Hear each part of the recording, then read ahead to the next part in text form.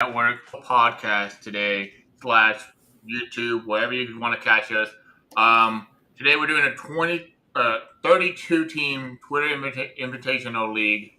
Basically, this is a league we started last year, and I want to welcome you. My co-host is Dante at Paydirt Profile. Find him on Twitter. Awesome follow, and basically one of my favorite people to communicate with on our league. How you doing, Dante?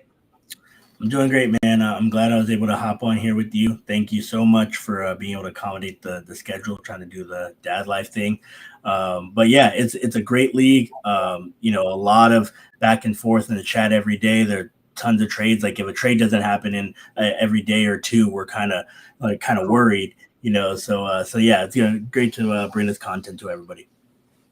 No, man, this league is awesome, and there's a lot of great people. You are definitely one of the greater people I love in this league, and I think you've done it both ways: rebuild and contend now. So I'm excited to see your opinion. You're one of the biggest reasons why I wanted to get on the show. So I mean, we have 32 teams to break down, right? So we have to jump right into it, right? Yeah, man. Got you. Let me go ahead and set this all up, and hopefully this works as smooth as I want. So hopefully Mike is tuned in, so he's going to be up first with Minnesota. There we go. So we see the screen right here. Let me find I have too many leagues. Sorry, guys. I just have too many leagues. Let's go ahead. Go to leagues. We have a ranking. So my ranking is very, very straightforward. It's a dynasty ranking. I'm gonna evaluate the teams based on your dynasty ranking. We can do a redraft ranking, which is basically what your in season is for your ranking. But we're gonna do since it's a 32 team league, you kind of gotta get the feel for it. You know who the contenders are. Those contenders are at the top. There's a reason because they have the best teams. It don't matter how long if a 3-year window out, but we're going to break down from the bottom of 32 to 16 today. Let's start with, basically, to me, you start from the bottom up, right? So you got to go to my man, Mike. How do we just do teamed? Apparently, just want to do his team. How do I just do his team? Let me look. I apologize for this. League.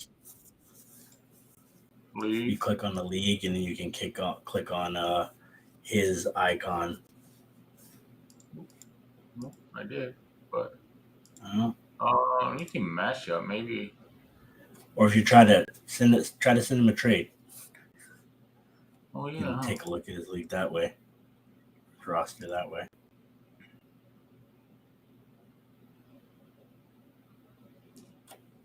We'll kind of break down colors. Make it a little bit easier to kind of keep track of everybody. I think I remember doing it a better way. Hold on, let me. The joys of podcasting, everybody. Oh, here it is. So, yeah, you go like this. Put a mic. So I got it on my. While you're figuring that one out,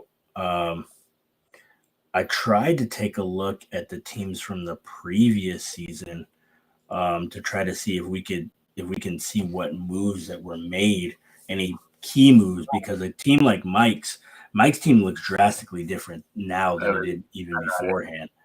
Okay. So, yeah, I mean, you're right. His team is drastically different. He was going from a mid-contender? Yeah, I maybe we should have looked at this before we did it. Maybe before the next one we can talk about where everybody stood preseason last year until where they ended. But yeah, I believe that he was in the top, 10, like the upper third of the league, playoff contender. And I think as the season kind of waned a little bit, he kind of decided, I'm going to pull that Gerson method and try to come out here and get all the first round picks for 2023. So his team is at the bottom for the right reasons. He maintained his first round pick, which is important if you're going to tank. I mean, I see so many teams that are like, yeah, I'm going to commit to the rebuild, commit to the tank. It's like, yeah, bro, but you traded your first round pick for next season already. He did awesome. I Yeah, mean, I think one of the biggest point in a 32 team league, you don't realize how valuable draft picks are until you don't have them. absolutely. Because you get desperate in the draft and trade. I believe I saw people trading starters for a second round pick, and these second round pick in a 32 team leagues are basically a fourth or fifth rounder in a normal league. So And that's the major key. no, huge, huge. I mean, this guy has Perrine, Colin Johnson, I believe. Colin Johnson, Tyrone, Ash Aikens, uh, is it Max Williams? I mean, Max Williams, Clark, Fowler, Hill. I mean, he don't even got a defensive team. He got players on his bench. He did make a trade. It was a crazy trade, right? I mean, he just made a trade about a couple of days ago, and it was with me. And here's the thing about a 32 team league: you sometimes have to overpay for your guys because people don't want to let go of an asset. And I had to make that trade. I'm not gonna say the trade because later on we'll cover my team. But yeah, he traded and he got some good assets. Um, Smith will probably net him a second round pick, I'm guessing, in the future.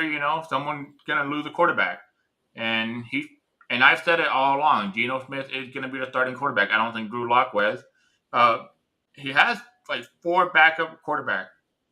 Any of those backup quarterbacks hit in this league, he can trade him for a third or a second, at least, at the least. Absolutely. Davis Mills went for a second last year, and now he's still starting this year. So, and our other quarterbacks, the Tuas of the world, those kind of guys go for multiple firsts. So if you can get a starter for less than a first round pick, like you at least patch yourself up for a year. So yeah, he has some good assets there. I think you mentioned clear rebuild.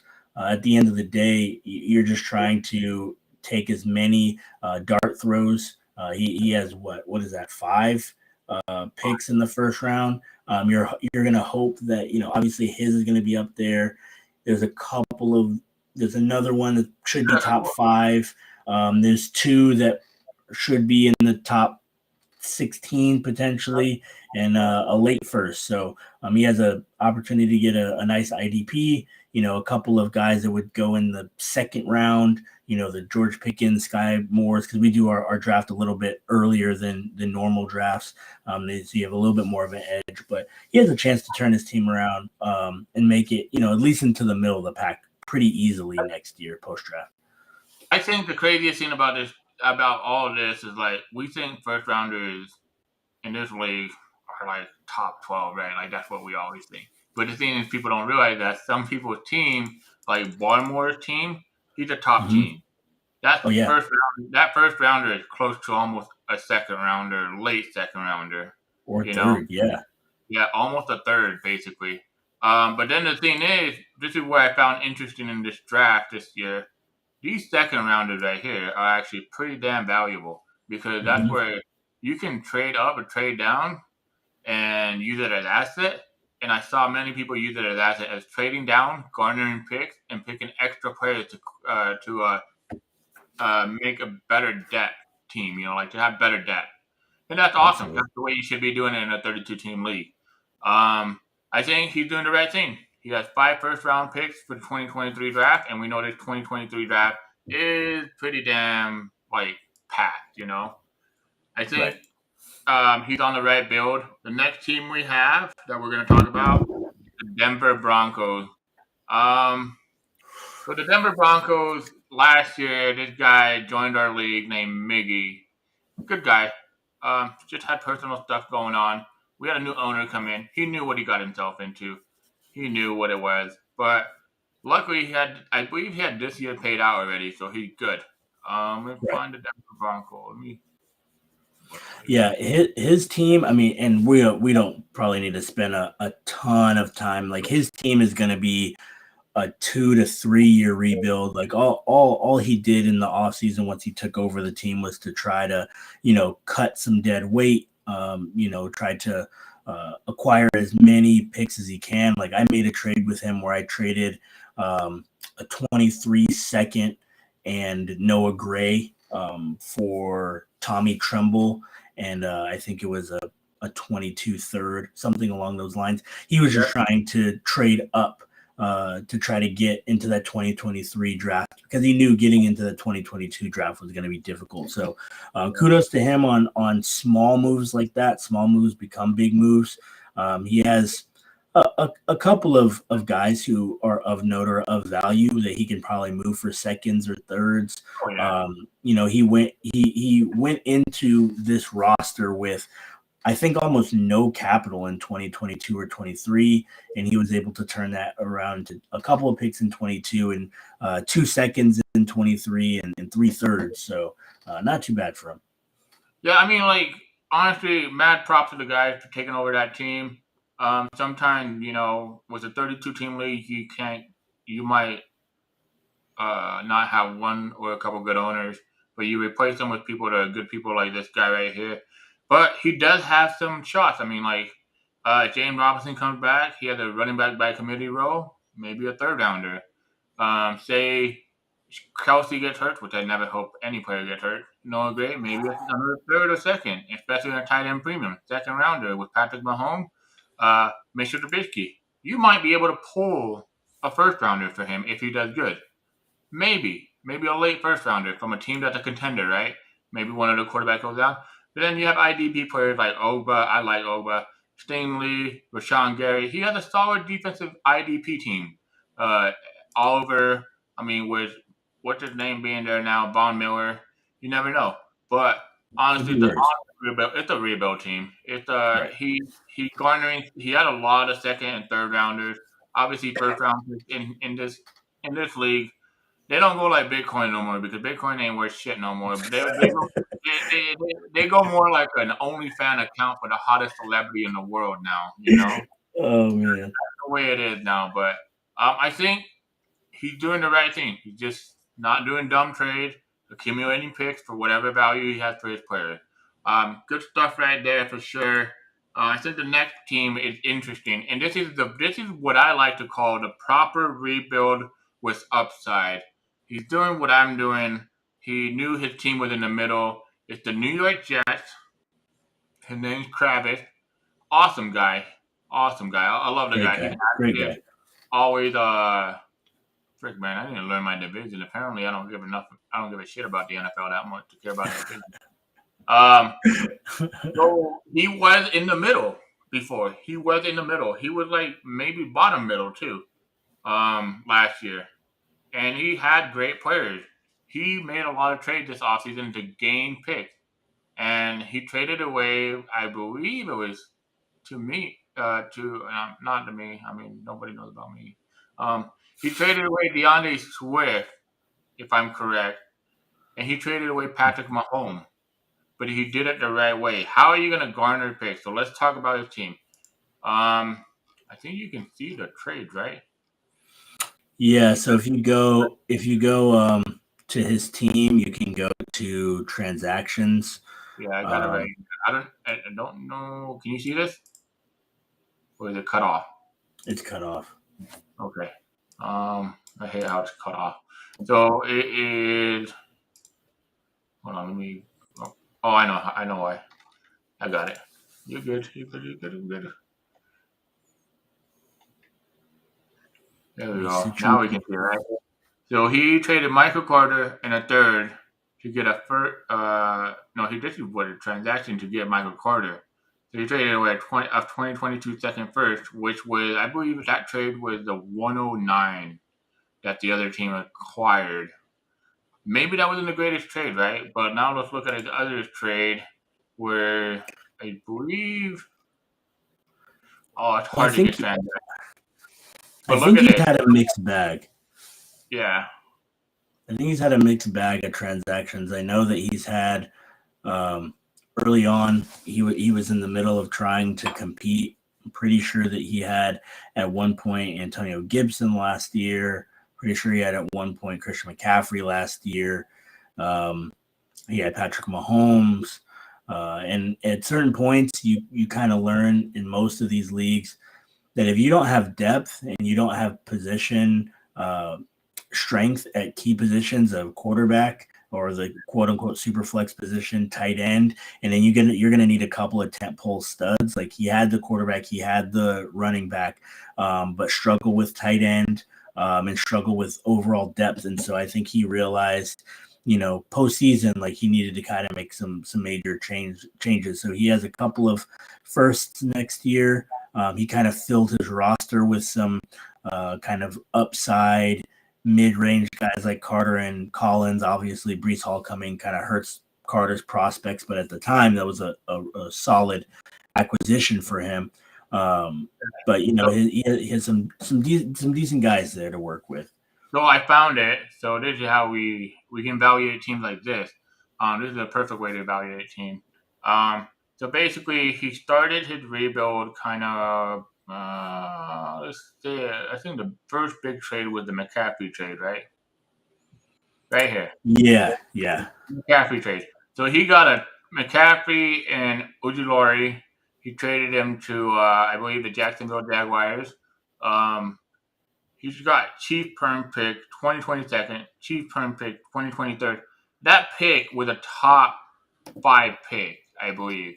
And that 2023 pick is still going to be another top 10 pick next year. Top 10 pick next year probably equals out to a top 5 team just pick this year. Then he kept making moves. Same opposite team. Jacksonville Jaguars made a trade. And he acquired.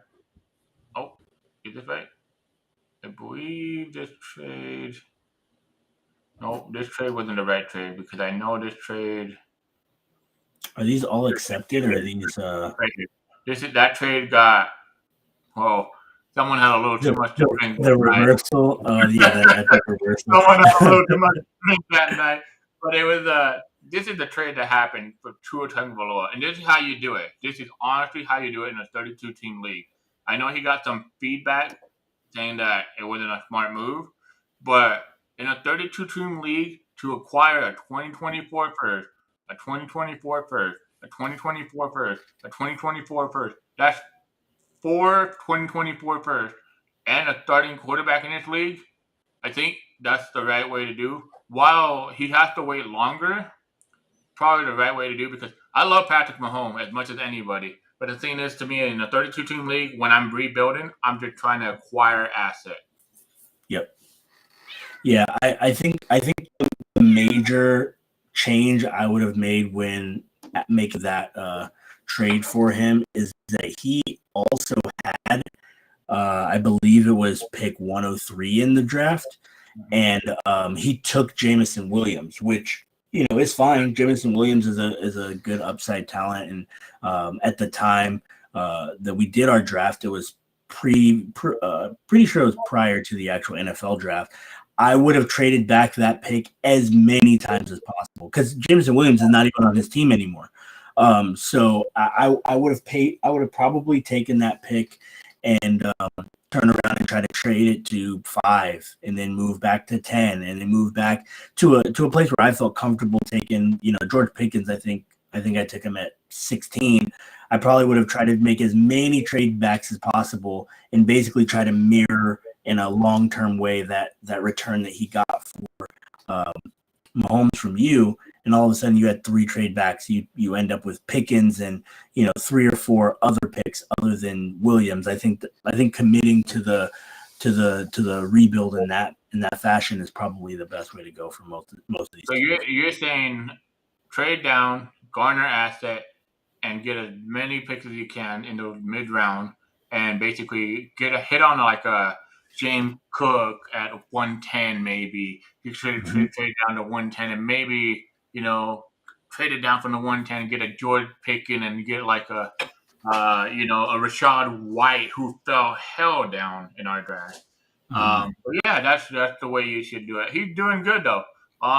He made a whole bunch of other trades, but what was impressive about him, is down. Now he has three first rounders next year's draft, and these picks are top 10 picks. His pick, top 10 pick. Josh, top 5. Chief, top 10. Mm, And 10, then, 10 to 15. 15. and then you got, I think he's gonna have some luck there. yeah. And then in 2023 draft, 2024 draft, he had 5 first round picks. Cool. That's awesome. Why I'm not as high as the 2024 draft as I am in 2023 draft. Hell, any draft in the last 3 years is not as high as the 2023 draft. Maybe 2020, that's for sure. But he's doing it right. 32 team league. You just garner assets and keep going. Yep. The next team we have is gonna be the Baltimore Ravens. It's crazy because now playing a year in, you kind of know how the guys talk, how they trade, and how they do everything. But this guy, I believe we had to replace him with someone else. I think he came Yep. in as a new owner, but he did pretty damn fucking good. Like he, let me find him. Like I said, I don't know my division. Baltimore Raven. Yeah, he did a pretty smart way. No, is it? No, I'm thinking of someone else. I'm not thinking. No, he did a good job too. I had some conversations with him on the side. I try when I'm making trades. I try to talk to as many of the guys as possible, kind of just seeing kind of where they are with their teams because it makes it very easy. Like if you're rebuilding, not to keep throwing you old guys. Like I don't want to waste your time. So I had some conversation with him. He was really trying to build his defense. He was trying to do everything that he can to get as many, young defenders and use some of those late picks to take some deep shots. I mean, he has the Romeo Dubs, the Jelani Woods, like those guys. Connor. I mean, yeah, Snoop Connor. Yeah, trying to take his. Scott Connor is a good follow on Twitter. Go follow him. He's a very smart guy. Jelani Wood. Yeah. Romeo Dub, Malik Willis. And the crazy thing is that Malik Willis, I remember at one point, people were talking about him being a 102 in this league. Mm-hmm. Jake was really high on him. Really high.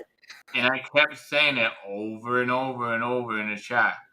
I don't think any of these quarterbacks are really that good. There's only one quarterback. And I said it from the beginning. I got called out for it. It's cool. I don't care. Called out for all I want. But I kept saying, I think the best quarterback in this draft is Kenny Pickett.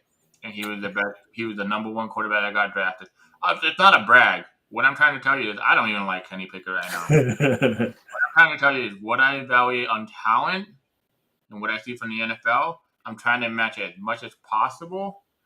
But when I saw what Malik Willis was at the Enshrinement Bowl, whatever, and then the other one, Senior Bowl. Yeah, the Senior Bowl, and I was like, okay, I'm hearing good feedback, but I'm also hearing that he's inconsistent with his arm. He has the arm, but he's not accurate. He has the athleticism, but is he that smart? Like, I love Malik Willis as an athlete, but the thing to me is, Tannehill fucking sucks, so he might actually be worth a lot compared to where he got drafted. I believe in this league he got picked 126. 126. That's 304. Yeah, that's almost a third round pick because 24 would be the end of the second round. So that's right at the beginning of the third, which is pretty close to where he went in normal rookie startup drafts. There you're looking at mid late second and third round picks where most of those quarterbacks were going. I mean, I lost some money on Desmond Ridder not going in the first round to you, which is unfortunate. But he's on my team, the Falcons. So I'm all right. I didn't bring it up, man. It's all right. I'll own the L. I'll take it. What I'm trying to say is that guys like this, you make an investment, right, for later upside. You never know. Obviously, the rest of his team is not that good. So I think he also has Jahan Dotson and Trey McBride as his stalwart players. He also has Thomas on the pup. Not to say that Logan Thomas is a major difference maker. Kadarius Toney, Brian Robinson. He has some guys. Like if you wanted to fill a roster, if you wanted to actually compete, I mean, he would really struggle. I mean, he's down here at this point for a reason. But knowing that he took over a new team and he was able to make some moves, has a couple firsts next year, a couple of additional picks. So I think he'll be okay long term. And they were smart moves too. He didn't make any dumb moves. Or I don't like to call him dumb move. I like to call him regression move. Mm-hmm. He did good. I mean, Trey McBride, Jahan Dotson, Kadarius Toney, Brian Robinson. You probably get something for Snoop Connor, Duvernay, Jelani Wood, Dub or Dobb. I don't give a shit. I mean, if the guy didn't give a shit about what his name sounded like from the head coach, he ain't gonna give a shit what the name sounded from the fantasy community. Y'all need to stop that shit, okay? And you care like when he said Dobb, dude. If you don't give a shit about the head coach in college, he's not gonna give a shit about us. Hey, that's Mike's boy, so you gotta make sure to put some respect on his name. Yeah. He has some good potential to move up. Maybe be a mid-tier or get some. I mean, he has asset too. He has draft asset. 2022, 2023 first, 1, 2, 3, 2023 second, 2 2023 third, and he has all his pick. And then he had 2 2024 first. Look, he has asset. He's doing it the right way. Mad props to him. Keep it up, man. You're doing awesome. Yeah. If you're at the bottom, you should have young players and draft assets. If you have young players and draft assets and you're at the bottom, it's not so bad. If you have a bunch of zeros next to those draft assets and you're at the bottom, you're in trouble there, my guy. You might find another owner. Matt, thank you for taking over the team. We think you have potential, man. Like, keep going what you're doing, and you're gonna get up there. Our next guy is he's probably one of our favorite guys in the league. Is Detroit City Kneecapper. Now, while the head coach of the Detroit Lions likes to bite kneecaps, this guy likes to bite like the limit on everything he does. I love this guy. His name is Jay Vonnie. I think that's this guy's awesome. Like, he's a good guy. Okay, where do we start?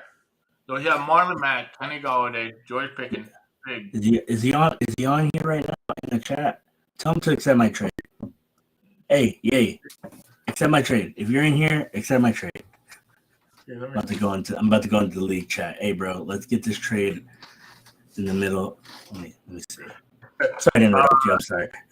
So, Jay Vonnie is one of the most active, if not the most active league member in the whole league. And sometimes I like to say, sometimes being too active is not a good thing, because you kind of get like what I like to call kitty paws on the keyboard. You ever seen that kitty where it goes? I love Jay Vonnie, but sometimes he was making good progress in the offseason. He was making very good progress, very good move. But then he got a fever in the summer, and it sucked so bad. It's called the rookie fever. I don't know. He had like 120 degree, like he was like on water and all this other medicine, like at the hospital. But no, I mean, Kenny Golladay, Marlon Mack, George Pickens. I can't pronounce the guy's name. Chigoziem Okonkwo. Oh, man, sounds like a fucking Wakanda Forever brother or something like that. Tyquan Thornton. I actually like Tyquan Thornton. He just old as fuck. I'm thinking of Billy Jones. Tyquan Thornton not old. Tyquan Bayless Jones. Tyquan Thornton is a freaking speed freak, right? Like, he's hell fast. Yeah. Laviska Shenault. He actually had a pretty good deal for Laviska Shenault, I believe. Yeah. Gerald Everett. Yeah, you send Gerald Everett and you get Shenault. He got a second. Not too bad. Yeah. That's a good thing. Jameis Winston, his quarterback. He's gonna get something out of him for sure. His defense is actually, excuse me, guys, not too bad. I like Tyndall. I had him pretty high on my rankings on IDP. Devon Diablo. I think you and I both like him as a Raiders fan, and you got me onto him, to be honest. So mad props to you. Appreciate it. Barn, I'm not as high as him as Javon is. I remember Barn. Javon told me that he had Barn like top 3 last year in IDP for rookies, and I'm like, whew. I want some of that weed I to mean, smoke. he played well. It's just they are trying to figure out what their defense and offense wants to look like, and they have so many guys in a hybrid defense where, yeah, in actual football, Barnes played pretty well, but as a fantasy asset, like if you're not getting the snaps and the usage, it makes it very hard to rely on you week to week. But yeah, I think to your point earlier, EA's biggest issue is that he doesn't have continuity in what his direction of his team is. Like there are times where he wants to rebuild and he goes hard, makes all the trades, is super active, and it looks very well. Like the team is looking very good. And then he wants to go the opposite direction where he's like, hey, I actually have some pretty good players here. Let me go ahead and try to compete. And then he goes the opposite direction. So I think if he could just commit to where he is now in the rebuild mode, like you see all these no pictures. You got all these rookies on your roster. If he can just commit to that and have this young talent and continue to try to acquire that, I think he's going to be okay. It's just making sure that he's staying, on the same path. Because if he tries to blow it up again, the rookies that he has, they're dark throws, are guys that are not going to hold a ton of value if you try to trade them away. And so that net value of what it costs to acquire the picks to take them, I mean, your team is going to continue to go, slowly but surely towards the bottom. So hopefully he stays on the right path. I think one of the biggest things that people have to do with Dynasty, you have to have a direction, number one. Mm-hmm. And then you have to have patience. If you know your team is going to be a rebuilding team, you have to have patience. No matter how desperate you get to, I think this team has it. I think if I trade this guy for this guy, I think I can find a little. No, you're not going to find it, dude. Trust me. If you're going to find it, man, you better hope that person high as fuck or drunk as fuck that night to make a trade. But my biggest problem with this team is not the player that he has on his team or anything, because he has some team players that he probably trade for future draft picks. My biggest issue with this team is he has no draft capital. When you have 1, 2, 3 in 2025, awesome, because you can't trade those. That's why. Yeah. But when you have a third, and a second in the next 2 years, that's a problem. Tough. And like we mentioned, there are not a ton of players on his roster that you should be willing to trade away. Like Kenny Golladay is like probably the main player you might want to circle. Jameis Winston is the second player. If you can get anything, Marlon Mack, if you can get anything of value for those guys, like I definitely would. But other than that, like everybody else is a holding pattern. They're either a youthful guy that you want to keep, or they're a dart throw that's not going to really command a return. So we'll see how it goes. Yeah. Good luck, Javon. Again, just keep at it, because I know you're an awesome guy. We love you in this league. Honestly, you're one of the funnest guys in the league. Let's go to the next team. Wait. Before we go over, I do want to add on to that. Like Miggy, before he left, even though he didn't make the soundest of trades all the time, and Giovanni, both of those dudes are tentpole guys in this league. Like without them, the league doesn't.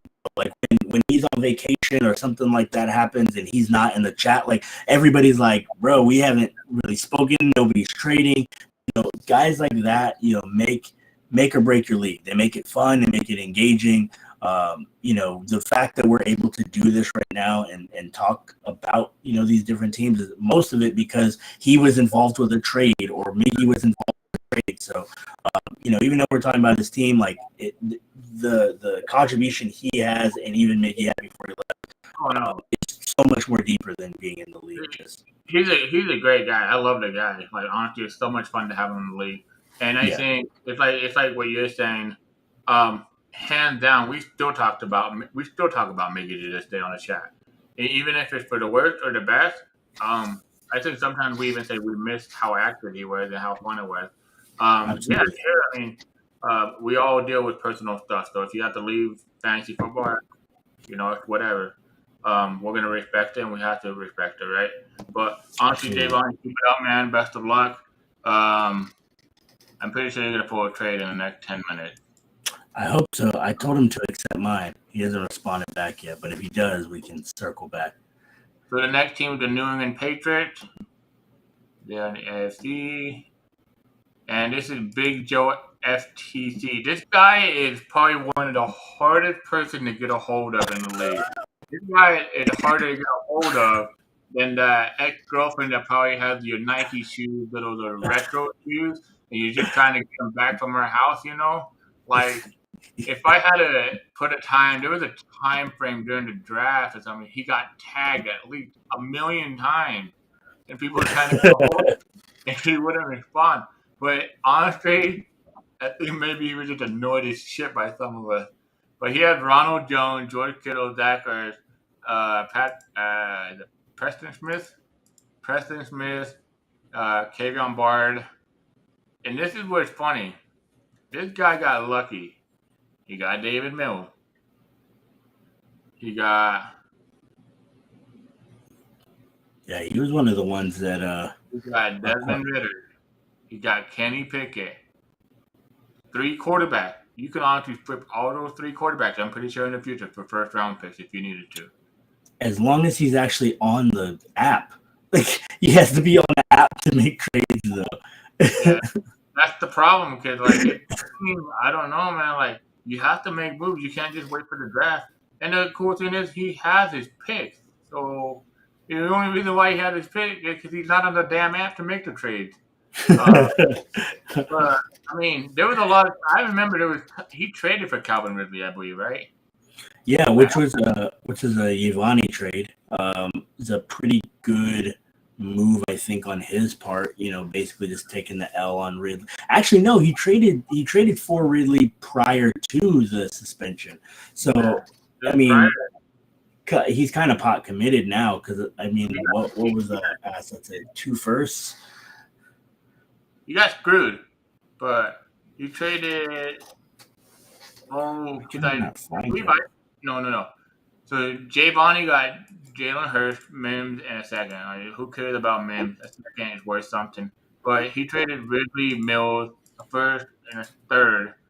Well, mad prop to Joe because if what's his name, Ridley didn't get suspended, that would have been a huge win for him. Absolutely. I love Jalen Hurts. Don't get me wrong, but the thing is, a first, which I don't know what pick that was, but I'm pretty sure a first, whatever in our league, is valuable. And if Ridley would have played, I think Davis Mills is good enough, But with Ridley being suspended, next year he'll be 28 years old. Who knows? Maybe the Falcons move on from him because they don't feel like, all right, dude, we're good, Yeah, well, I think right now the Falcons are in a holding pattern with him. There was a lot of speculation on trying to trade him pre-draft before all of the shenanigans hit. So I think giving him some time away will really be good for his mental health and give him the opportunity to see where he wants to contribute. Because if he does want to stick with the team, and you're looking at a roster of London Pitts and Calvin Ridley as your receiving options, like, you could do much worse than that in the league. You're talking about, I think, Patterson's under contract for 2 seasons, so this year and next season, like, you have like a decent, kind of slot gadget guy coming out of the backfield. Like, you can do much worse than that. So, Falcons fan, back. I hope he's in the right state of mind and not gambling anymore. Yeah, Big Joe, just get active, and I think you can make a lot of moves. I mean, you can trade Kittle and Ertz for depth. You could. You should have traded Ronald Jones already before all the hype came in and kind of killed his value. But I think Jones will still have enough value later on if he wants to move him. Ertz should probably be a move pretty quickly because they just drafted his replacement. Who knows how much? I mean, they're using a big 11 personnel team. So as soon as they decide that they want to start getting McBride more involved, then I know Ertz signed an extension and whatnot, but I would probably say. that's the thing. Like, I see this guy, he has 2 starting tight ends. I'm like, goodness, man, you can get some good value out of that. But the thing is, he got to get active. I mean, he still has a long way to build his defense, too. So Mhm. that's the thing. People underrate the defensive aspect of this 32-team league, but I think the defensive aspect, you can find really good players. I mean, he got Blake Martinez, so that's good. But he also has all his picks, so he's okay. I mean, like I say, Joe, if you get active, you might make some moves. But let's move on to the next team, the Pittsburgh Steelers. Mr. Oh, I don't know if I don't even know how to pronounce it. I think it's Mike, but I know it's Mr. Ike, I guess.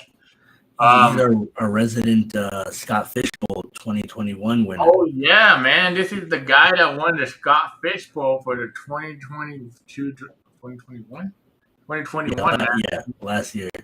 So we can't be talking any shit about his team. I mean, that's great. No, I mean this guy's awesome. He's a very humbled individual. We all ask him questions, and he's just like, dude, like I just did what I did. But he makes moves, but it has to make sense for him. That's what the way he is. Doesn't make You're any good, move that he right? doesn't like. I mean, to give you an example, he had Trey Sermon, Atwell. Atwell is going to gain some value. Gage, maybe, likely, McFarland, Samuel, Juju, and I believe he traded for Juju, right? Yeah. Yeah, I believe so. He made a couple of like large scale moves. I think the Juju trade was like he acquired Juju, Daniel Jones, Paris Campbell, Baron Browning, and a second for Winston, Cortland Yeah. Sutton, a second, and a third. That was one of those. That was one of those Yavani moves where I'm like, why, bro? Why? Like Jameis Yeah. Winston is he's fine, but how much better is he than Daniel Jones? But Sutton's fine, but how much better is he than Juju? yeah, You but know, that's like what about now? I think Sutton's worth a lot more. Like I think yeah, but Sutton. he traded Sutton before he was even able to capitalize on that value. Yeah, So that's the hard part is like you mentioned when you're making so many moves, sometimes the value machine is churning and you miss out on that. So yeah. And his IDP needs work. That's for sure. He doesn't really have many guys. The only guy that I probably even want is Owe, and that's it. I don't like mhm. any of the other guys. Um, but this is one of the guys that doesn't really set his rosters. But I know his bench has players. So he has Deshaun Oh yeah, Watson. He has and AJ Dillon, Dylan. Andrews. Those are 3 guys that are immediate, right away, like top value. Well, Um, Rashawn Evans, Leighton Vander Esch, and Deshaun Elliott are all starting caliber yeah, IDP guys. Like they're not going to blow the doors off, but they're immediately. I mean, I feel like his entire bench is going to start for his team for the most part. Most of those guys are going to fill in. I don't know. I don't know why people do that. Like I try to keep my actual roster looking like my starting roster. Like it just bothers me if like my starting guys are on my bench. I don't know. This is personal, but I always try to keep my starting lineup looking reasonable. If somebody comes and looks at my team and like, man, this guy's a problem, or oh, this guy needs well, some work. But I think it also makes it easier for the league because if you yeah, want to make a trade with someone, they're gonna look at your roster and be like, all right, these are the holes you had on offense, these are the holes you need. yes, But yes, when you mix it all over the place, people will tend to get lazy and be like, this shit ain't worth for me to go all the way down and figure it all out. right, He has a good team. I just think he needs to make some moves. He did have Big Ben and Deshaun Watson on this team at one point, but he could never trade Big Ben, I believe. I can't remember if I'm correct. I might be wrong. But that's the thing, dude. Moves like that, you have to get rid of your players. But yeah. that price on Mark Andrews, bro. Oh man, if we I said would have cap, already traded Mark Andrews. I would oh have yeah, I would have already traded Mark Andrews because I mean I think we all think that Mark Andrews is a great tight end, but I mean the season that he put up last year, like if you look at the splits between having Lamar Jackson and not having Lamar Jackson, it's night and day. yeah. Well, that was his ceiling, right? I mean, I offered him, I believe, almost like 3 first-round picks for Mark Andrews and a player. Mm. I think it was 3 first-round pick, Alberto, and like another player, and he said no. I'm like, all right, bro. Well, then I'm out. I can't pay that, man. Like, I don't know what else you want me to add. I even for Deshaun Watson, there was a hot spot that people were like trying to offer for Deshaun Watson, and this was before he even got like the allegations that bad. Like, this was when like people were saying, "Oh, Deshaun Watson might be able to play this year," you know. Right. Right. Um, but he didn't sell. He tried to sell, and I believe I'm glad he didn't accept my offer because I got. Yeah, I'm not gonna talk about who I got, but yeah. So this team, yeah, he's in a good situation. He had 3 2023 first, which I didn't know. So his own CB70, that'll be a late second. Both of them will be late second.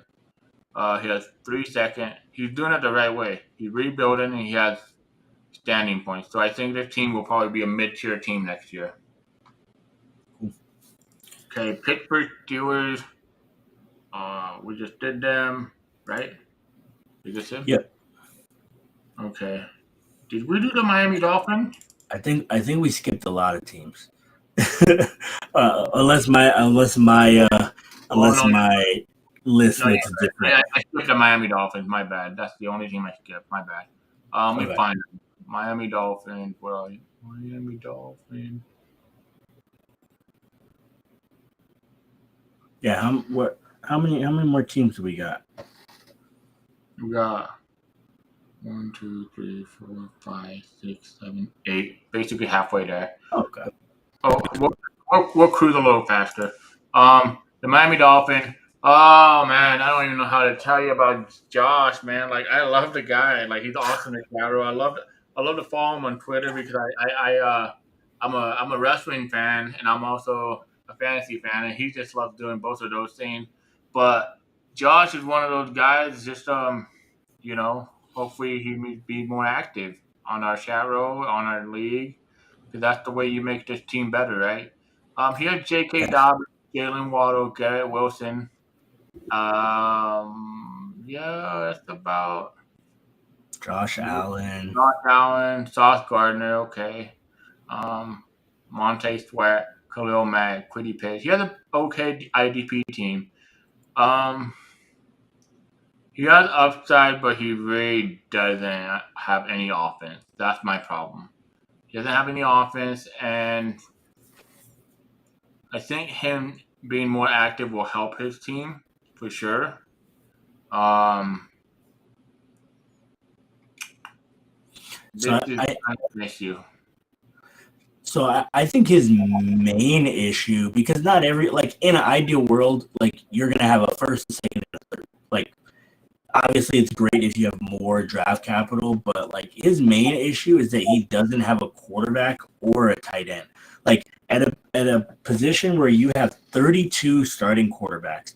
Obviously in your super flex you can play a position that's not, but you should be playing a quarterback there. It's a 20-25 point position. He has Sam Darnold, and there was a moment that we were talking trades, and at one point, this is probably, it was when Carson Wentz was still on the Colts, and he told me he would rather have Sam Darnold than Carson Wentz straight up, and I was like, what? Like that definitely definitely threw me for a loop. But like if you look at Sam Darnold now and Durham Smythe, who, I mean, if Hunter Long doesn't become something, and if Gesicki is off the team, maybe Durham Smythe could be a guy who gets 3 points for you like his projection, but that's not a starting caliber, competing tight end. So, he has a couple of tentpole guys early, some young guys with the Wilson, Waddle, and Dobbins, but, there's way too many holes without, the other tentpoles on defense, etc. So, what I like about Josh is that he's very active in fantasy. I just don't think he paid enough attention to this league, and hopefully he makes some move. He still had J.K. Dobbins, Jalen Waddle, and Grant Wilson. And Right. I always like to think of this like, right, this is the way I think. I can get 2 players for J.K. Dobbins. I can probably get 2 players and a half for Waddle. When I say a half, I probably mean like a pick, And I can definitely get 2 players for Wilson. But what I'm talking about, like I like to call it, you can be a tier down king, where you tier down, but you also gather asset. Yep. And I think I've done it both ways, where I tier down, gather asset, and I tier up, pay up. I think he has assets, but he's gonna have to start soon. He has to start this rebuilding a lot faster than now. But I Well, wouldn't be shocked if I see this team next year in either bottom 3, but he's also a Dolphin fan, so like his biggest asset as far as a tear down would have been Kyle Pitts, and he traded Kyle Pitts straight up for oh, Jalen that Waddle. was crazy. I Like, was insane. I when that trade went down, I could not believe you traded Kyle Pitts for Jalen Waddle. yeah, One, tight end premium. Two, trade 32 team league. for a wide receiver. Like at least get a quarterback or tight end or something more. Or a couple firsts or additional players. Yeah, that I think that move right there, and you get the guys that you like. I mean, Jalen Waddle is a good player, and Jalen Waddle put up more points per game than Pitt. So I mean, take that into consideration as well. But yeah, I think that was a brilliant opportunity to tear down where you could trade Kyle Pitts for Andrews and something, trade Andrews for, I don't know. Yeah, you Oh go no, down the list, yeah, Waller and something, and you trade Waller for Waddle, like you could have done like no tear down like Dalton Ghost. You could have right. kept going over and over, and like that's what I always tell people: rinse and repeat. Get your value, rinse and repeat. Get your value, Mhm. rinse and repeat. Like it Right. doesn't matter how many times you tear down, as long as you gather assets. All right, Yeah. so I think he has this work cut out for him. The next team is the Houston Texans. Now, this team is interesting because we have 2 owners on this one. Yeah. I believe it's just quit now, and can't remember the other guy's name already. I forgot. But Bomb 99, I oh, think. something. But I've actually done a podcast with one of them. Pretty cool guy. But these guys are actually smart. They're not going to make any moves that hurt their team. They're only going to make moves that they know they can gain value and get draft asset or get younger. This team was actually in a pretty bad situation before this. Now they kind of climb out of the bottom 10, looking up, right? They got Ramondre Stevenson, Gabriel Davis, Josh Palmer, Brevin Jordan, the real starting tight end for the Houston Texans, not the fake one.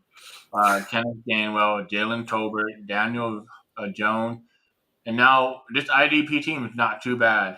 Hutchinson, Bolton, Rapp. I like Rapp. I think he's very underrated. I don't. Jermaine Jermaine Johnson.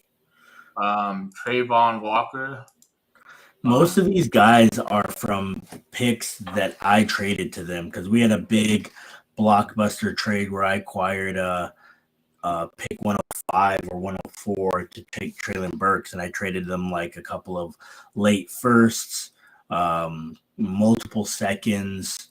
I traded Taylor Rapp, Josh Allen, the end. If you look at Taylor Rapp, you could probably see the capital that he came with. I sent a ton of capital. It was only one first. So yeah, it was Josh Allen, Taylor Rapp, a late first, second, to move up. And so I mean, at the end of the day, like it was one of those moves that like I valued having the premium asset because I still had a ton of other draft capital, and they valued having 1, 2, 3, 4, 5, 6, 7 more players. So I mean, hey, it all works out. They're doing it the right way though, so I give them mad prop. What I love is that they have a lot of players that you can I like to call it rinse and repeat. Ramondre Stevenson, so you can rinse and repeat him once you get the starting value. Obviously, I don't think he's a better running back than any of the running backs in the 2023 draft. Gabriel Davis, I would have already sold his ass for sure.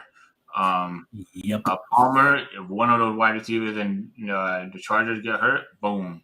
Kenneth Gainwell, what if he takes over? This is what I love about him. It has upside. Tolbert, what if he is that wide receiver 3 that steps in?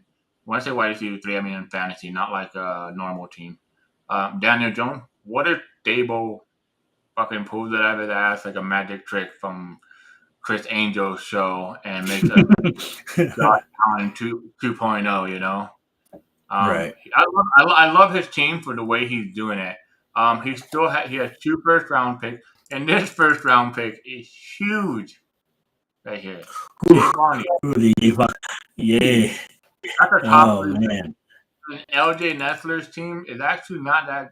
I believe his team is mid-tier. So he had 2 first-round picks, 1, 2, 3, 5 second rounders, and a third. Awesome, doing it great. You're doing awesome. Keep it Volume up, man. player. Yep. Let's see. The next team is the Seattle Supersonics. I don't know why the hell they're called the Supersonics, but okay. I guess you. I don't Chief know. Perm. Why? He's a cool guy too. He's a Jags fan. Had many discussions on my Jags players not going to his team and vice versa. I tried to get Trevor Lawrence and Travis Etienne early and realized like, oh yeah, these guys are locked in unless I'm gonna way overpay. So This is Chief Perm. Okay, yeah, this is Chief Perm. Yeah, he's a big Jags fan. yeah. I realized as soon as he told me he was a Jags fan. I found out he was a Jags fan before all you guys did. I tried to trade away all my Jags. I think the way I found out is that I traded Tyvon Campbell, the cornerback, for like Tyson, yeah. And I was like, okay. But he has Rashad Penny, Chark, Hardman, Johnu, Kirk, Etienne, Lawrence, Payne, Landry, Duggar, Whitehead, Reader. Then his bench, Drew Lock, Patterson. I mean, I can't see why I get it. Lawrence, Etienne, Kirk. Those guys probably put him up in the ranking a little bit more compared to the other team, but I don't love it. I think he has a lot of assets that he can trade right now and gain value. I'm not trading Lawrence Etienne, but everybody else, I'd be looking to trade. I'd be looking to see if I can get second or first round pick, and then. But I think this guy has pride to just try to win now, like try to make the playoffs. So I that's the sense I got with him. With like, he's just not one of those people that just wants to tank. He just wants to compete. Yeah, absolutely. And I think at the end of the day, like his team is like we mentioned before. Like if you're gonna be bottom third or so, like you better have young talent or you better have picks. He doesn't have nearly any picks. His 2/3 from 2024 looks like my team. But he does have the Lawrence, he does have the Travis Etienne, Penny if he could, keep a role there. So he does have some shots. He's just at a point where there's not any like bona fide tentpole guys yet, and he has a pretty decent IDP roster where he just is waiting for a whole lot to go right. And if it hits, like you said, he could probably be competitive. But if it doesn't hit, it's going to be a long time before he can actually come through and compete later on. So I think this was a trade. This was a trade where I was like, "Wow!" It just blew my mind. He really wanted Trevor Lawrence. He had to overpay for Trevor Lawrence, even though he traded Field and Parson to get Trevor Lawrence. That's the way I look at that trade. I don't look at it about the other 2 second rounder and Chris Jones. I look at it Trevor Lawrence for Justin Field and Parson. I mean, Michael Parson at that time, he wasn't no, that was postseason. That was postseason. So that was like the defensive player of the year candidate, Micah Parsons. D-line eligibility, Micah Parsons. That is wild. That was crazy to me. I was like, damn, man, I wish I could have just fucking traded for Trevor Lawrence and then maybe. But he has his work cut out for him. If I were him, I would rinse and repeat. Try to trade those players that I have and keep moving up. Try to build assets. Trade John right now. Yeah, right now. Arizona Cardinals. Now this team, I don't even think I've ever looked at them to make a trade for. I wonder why. Doesn't ring my bell at all. Oh yeah, I know why. So while I don't know very much about this guy, I know he doesn't like me. He doesn't like me either. He doesn't like anybody. Okay, so you're gonna have leagues in 32-team league where there's people that are like, well, why should I trade this guy? Well, maybe I just want this. I don't want to do anything. This is one of the owners that just didn't want to do very much, in my opinion. And I think he has a okay team. I just think it's in the middle. Like it's when I say it's in the middle, like in the middle looking back, not middle looking forward. He had Jacob, Landry, Davis, Cole Kmet, Gus Edwards, Terrace Marshall, Zach Wilson, that motherfucker. Joey Bosa, Joke, or as I call him, JOK. I can't pronounce that guy's name. DeMarcus Lawrence, Colin, Nwosu, David Shatter. And then he has his bench, which is not good at all. I don't see one player that I would like really care for much about, except for Zamir White. Grady No. Jarrett's all right. Yeah. So I mean, he had Tim Patrick. He got hurt. Wow, he actually made the move to actually put him in his IR. Congratulations, that's awesome. He does check his team, but in my opinion, I see it, but I don't see it. Like I'm not a Zach Wilson guy. I am a Cole Kmet guy. I don't mind Jacob, but he did the smart thing by drafting Zamir White. But if I were drafting in a draft, I never draft for handcuff. I draft for other people's handcuff. That's just my thing. But in a 32 team league, I think that's what he was thinking. Let's check. Wow, he doesn't even have his own 2024 for third first. But he doesn't have yours though. So I got to keep trying to compete. I mean, I've tried to trade him for my pick on multiple occasions with just no response at all.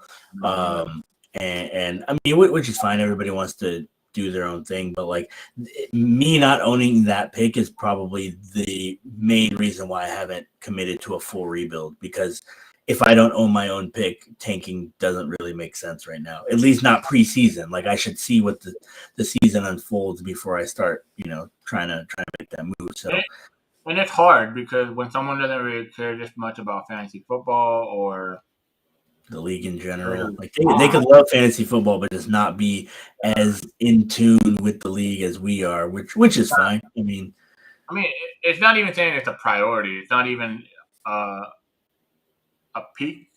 You take a peek, damn it. I mean, my conversation with this guy was when I asked him, "What do you want for?" I can't remember what player it was, and he said, "Well, why do I have to move him?" I'm like, "Whoa, dude! Like, what?"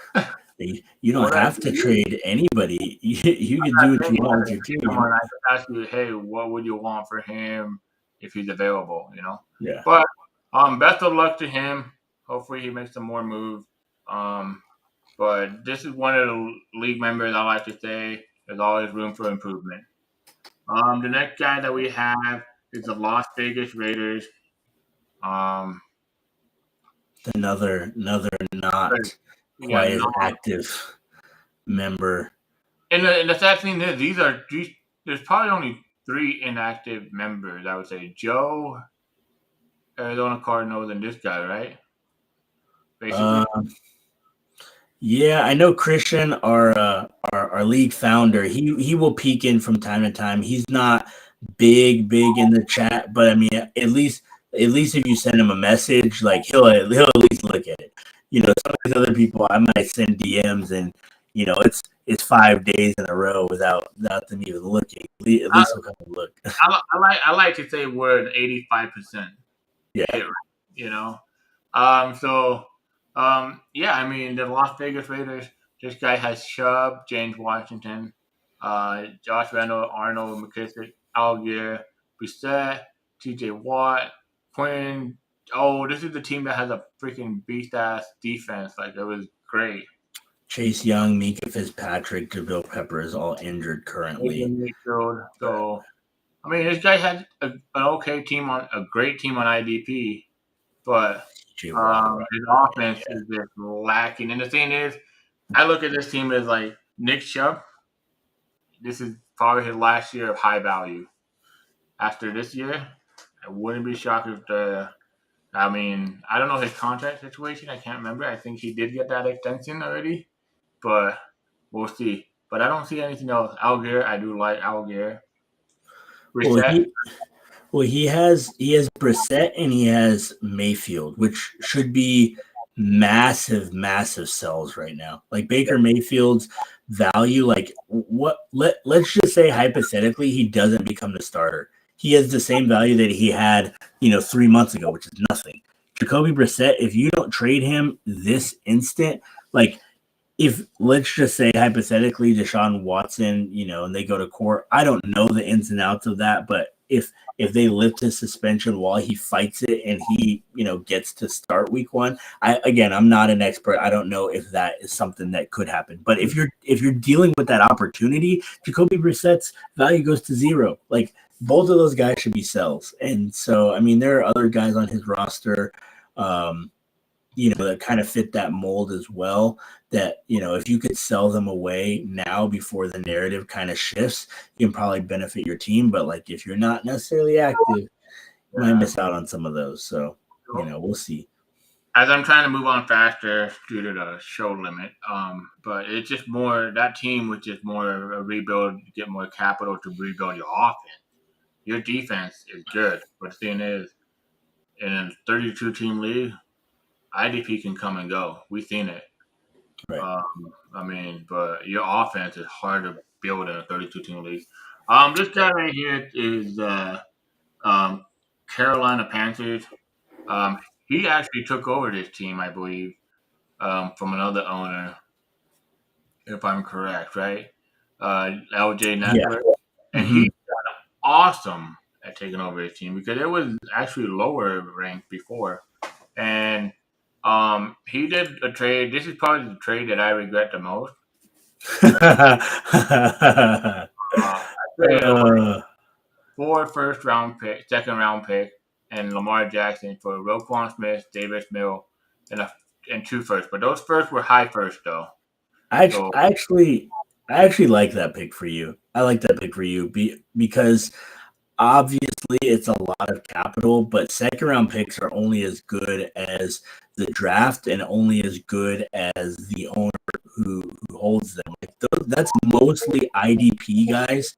Like the IDP guys were, early second, late first. And so if you can get some early first out of that, like you mentioned before the last team, you can rebuild your offense pretty easily with those early firsts and rebuild your defense pretty easily with those seconds. So I would much rather have, the Roquan Smith and the 2 firsts. Not too bad for you. Yeah, and I know I traded David Mill for something else. So I rinse and repeat. That's what I always do. That's what I did the whole offseason, rinse and repeat. But this was a trade I regretted, but he did good. He got Gibson, Judy, Smith. I don't know about Conklin, Anderson, Van Jefferson, Lamar Jackson. He had a pretty good defense IDP team too. Cunningham, Sweat, Edmund, Harris, which is I'm high on. And then his bench doesn't really have much of a bench. He has Hunter Long, which I guess everybody.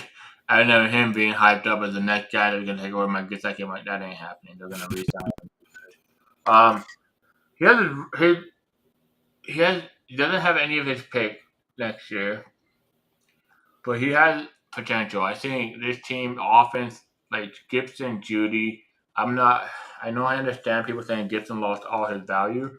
I still think there's a chance for him, but I don't know. I mean, he had this as a trade chip. Yeah. Lamar Jackson's value is not going to go down. It's only going to go higher if they surround him with more weapon, and he could trade it all. I think I wouldn't be shocked if this team sneaks into the playoff, to be honest with you. Yeah, no, I think that's 100% within the realm of possibility. I mean, he has just a solid all-around group. My biggest, and I won't even say issue, was he came in and he made some huge swings, which gave him like a lot of value. But those were huge swings in January and February where, I mean, you're looking at you acquired Antonio Gibson, Davis Mills, and Shaquille Leonard. You trade away Travis Etienne, 1, 2 firsts, second. I mean, he ended up, I think you had that Judy trade up where he got Judy Greenlaw at the expense of like Patterson, Bateman, Barmore 2 seconds. Like that's not too bad. That's a quality move for him. The big one though, Devontae Smith sent Yeah, that was 223 first and 223 seconds for Devontae Smith pre-draft when they traded for AJ Brown. Like at that point, you're like, I didn't get that. That's too much for a 32 team league for a wide receiver. And I believe those 23 first were actually top 15 picks too.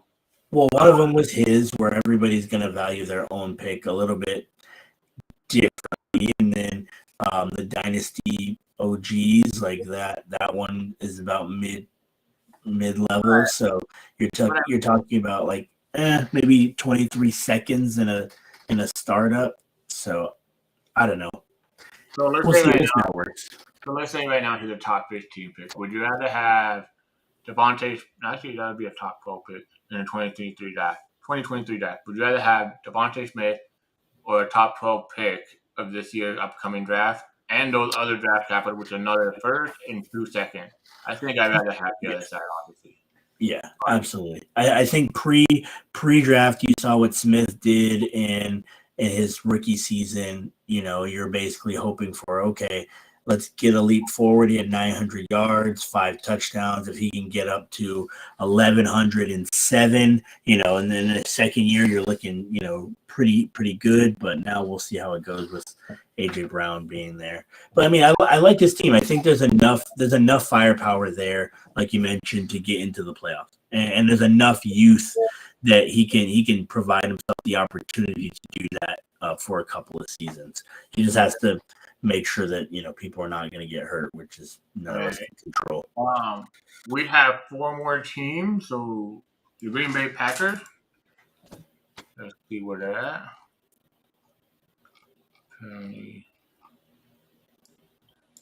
Oh, Bob 2682.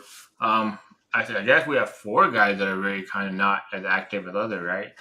Bob is all right. He just traded me the other day. Did he? Okay. Yeah, he's all right. He's all right.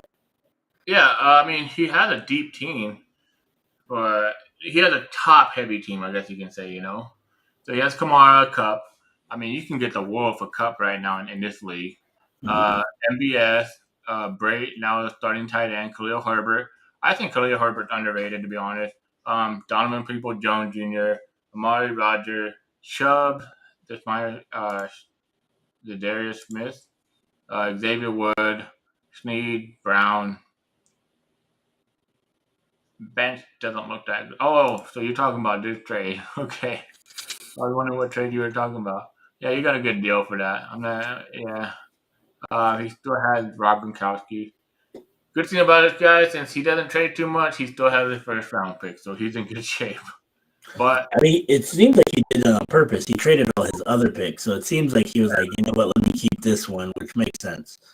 I mean, it's hard, man. Like, I can see the team competing, but my problem is, where's the quarterback? I mean, he has Aaron Rodgers. He has Aaron Rodgers. I think his main issue is Amari Rodgers. That's Aaron Rodgers. Never mind. My bad. I thought it was Amari Rodgers. These pictures are too small, man.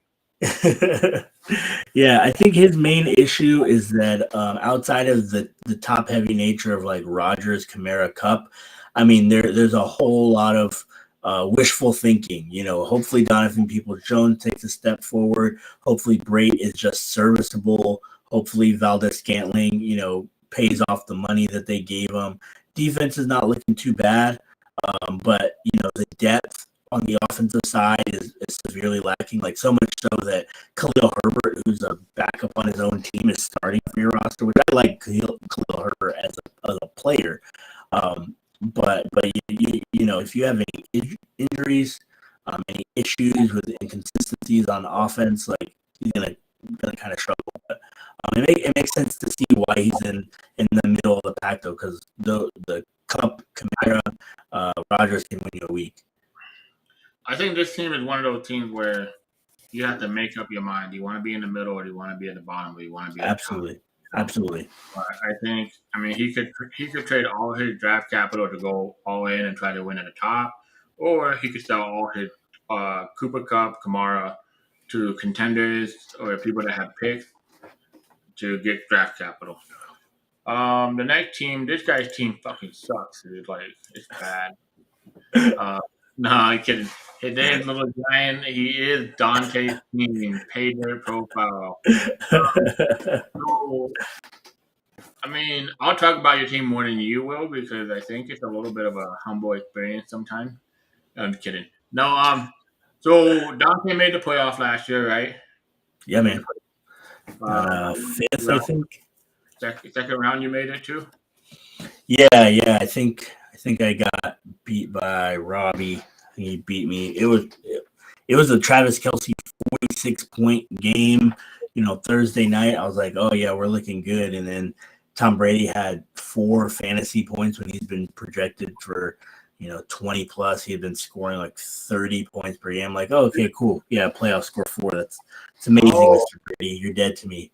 This is why you guys say, "Oh, talk to Peter about Projections. Yeah, projections. We don't really talk about projections that much. It's good to see, but like anything can happen. I don't think sleeper projections are the greatest, but here's the way I put it. I do my own projection, so I kind of, and like I think I was talking about like after I said the other day, like how is my team projected this much? Wow, but it was more like I'm like that's kind of way too much. But let's talk about your team. You did a total rebuild. You traded a lot of your players. You did a rinse and repeat. Is what I like to call. You traded players, got value. Traded players, got value. But you also traded for draft capital, a lot of draft capital, and that would allow you to. I think you and I did a trade actually, right? For Brees Hall. Yeah. It's one of those trades. It's one of those trades where if it wasn't the fact that there's a 32 team league where you're kind of doing some different off the wall things, like I'm not a rebuilder. Like I'm not a guy. Like I have that within my wheelhouse. But I don't tend to like to wait on players to see. Like I enjoy the evaluation process. Brees Hall is going to be great. But I traded Saquon Barkley to get him. Like if this was a 12-team league, like I wouldn't have ended up making that move. But it's a fun thing to kind of see how it goes. You did it the right way though. You got a stud in Brees Hall. You traded Barkley. I think it was like Josh Allen, and no, it was your first round pick. It was Taylor Rapp. It was like a late first, like probably 27 or something, which is basically a third round pick in a 12-team league in Taylor Rapp. So it was basically a straight up trade for Saquon Barkley for Brees Hall. Yeah, for Saquon Barkley. The team that got Saquon Barkley, he was just going all in. So obviously, he was trading his youth for all in players, and he knew basically he loved Brees Hall. We know this. But Traylon Burke, great player. I think finally people can get over the whole freaking thing of, oh, he's out of shape. He's going to be a bust. I'm like, dude, like y'all need to relax. I remember Jamar Chase couldn't see laces on a football, or there was like many other. Who was the other guy? Jamar Chase, and then the year before that was. I think every year there are camp reports because people are bored and you need something to talk about, and you talk about stuff that is going on in June and July and August, which some of it has to do with football and some of it doesn't, and they're trying to get clicks and get people to their sites, and it's understandable, but it's not really actionable. If you're making major decisions on selling Traylon Burks because he showed up a little bit out of shape, like, well, you know what's going to put him in shape? Being in the NFL. Like, if anybody traded him because he was out of shape, I don't know what to do for you. So I once were told this by a coach in high school, and he was like a health teacher. He was like a PE teacher. He was like the top. He told me an athlete that's in great shape, it takes them 5 weeks to get out of shape. Right. And it takes them 2 weeks to get in shape. And I was like, huh? I'm like, so now thinking like that, I have to think it like that, And like that's the way. Like I love Traylon Burke. I was high on Traylon Burke. I still am. I think I had I well yeah. I mean it just to me. I think you gotta look at my rankings, but I'm pretty sure I had Drake London number one, Traylon Burke number two, and then I just kept going down my list. But what I love about your team is that your IDP is good. You're built for next 2 years, 3 years, still to keep going. Um, you're obviously going to keep building your offense, but that's fine. Say Isaiah Spiller, he can do, let's say Eckler goes down, he's going to be a great acquisition for you. Even though we all knew Isaiah Spiller, we were questionable about him, which is I don't know how you felt about him. I can't speak for you. Well, he was my RB2. He was my RB2, so I was thrilled to get him. I mean, obviously, Walker, went earlier, but to get Spiller, I think at like 17, I think he's going to have enough of a role where as a flex in this league, like he'll be fine as a flex. I made a move to get Jameson Williams. So I'll be able to fill in a receiver spot there. And then basically, I like Tommy Trumbull. I don't really know if the two tight end thing is going to really be profitable with a tight end of his caliber. But if I can replace him, I think I'll be okay. I basically knew that, with a couple of teams up top, my team last year was an aging team. Even if I brought it back 100% this year, I still probably would have only been, a top 4 team or so. So I was like, let me go ahead and take a step back. My draft capital was nil. Like I traded every single pick that I had. Right now I have a bunch of, third round picks, which is not doing a ton. But I did very well for myself postseason of trading down, trading back up. So I'm very confident that I can move these picks and consolidate to get a couple more assets for next year. So, and mad props to to Dante. He puts his money where his mouth is. I mean, me and this guy made a bet on Desmond Ritter. We made a bet. Now we have a bet with Noah Fant versus Alberto. I mean, this guy bet. But I mean, I've never seen someone try to sell harder than a car dealership for Carson Wentz. Oh man, nobody wants Carson Wentz. It's amazing. I'm just like, he's gonna get a bite one day, and when he gets that bite, he's cheering that. I'm telling you guys, someone's gonna pay a first for Carson Wentz eventually. I will maintain ownership of Carson Wentz until I get my first round pick back. If I got my first round pick, Carson Wentz will stay on my team because your team goes into the gutter and it doesn't benefit me at all. So, but yeah, I mean, I think this team has potential. You just you're in that mid pack, of course. I think you're in that mid pack a lot for your defense, though. More than offense, because you got 2 stud, that's for sure. You got Fant 3. You got Carson Wentz. That's 4 offensive players right away. But I think you're in a good spot. You got to keep working at it. The next team is the Dallas Cowboy. The Dallas Cowboy, Jerry Jones. And let's find them. Where are they? How is he? Oh wait, I'm looking at Tampa Bay. Never mind. Dallas. Sometimes people have pictures on their avatars that don't match up with the actual team that they're on. Yeah, I know, man. It's ridiculous sometimes. Well, let's be honest. Mine is Khan. So yeah, right. So he has Kenneth Walker, AJ Brown, Braden Edwards, TJ Hawkinson, Amon-Ra St. Brown, Tyler Batty. Is it Beatty or Batty? I think it's Beatty, but I'm not certain. Oh, I'm thinking about the girls, man. My bad. I need a Batty. Batty, man. Kyler Murray, DeVaris Buckner, McGrone. I like this guy. I think he has potential. He's a sleeper this year. Davis, Zach Allen. I don't know. I mean, I don't think much of him. Wilson. I think he has players on his bench, huh?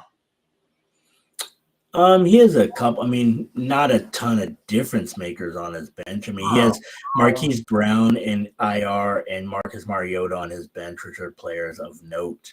Everybody else is probably not going to affect his starting lineup. Oh man, I mean, this is Tyler FF, right? If I'm correct. Yeah. Tyler FF is a great follow on Twitter. Go follow him. Great follow. He knows what he's doing.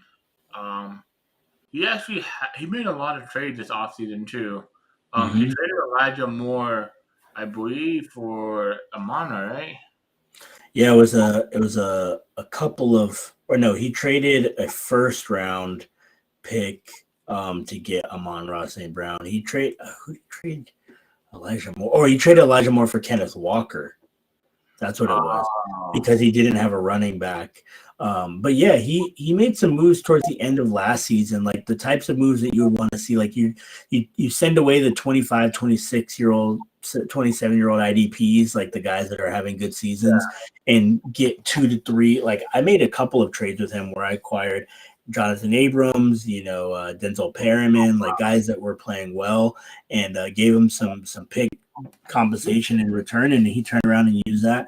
I mean, if your team is going to be bad and your team is not going to compete, like, please, by all means, trade away those aging assets and get future assets. Like, don't let that guy go into the offseason on your team, because you will not trade him in the offseason, and you will go into another season where he probably will get replaced by, especially with the IDP guy, he'll probably get replaced or have a, you know, decrease in his role due to the draft. So it's like, please do what he did, trade guys away. Then now he has, some more assets for this year. no, this is a great team. I think it'll. I mean, not a great team. I think it'll move up to make a playoff. And he's smart, so he'll make good moves.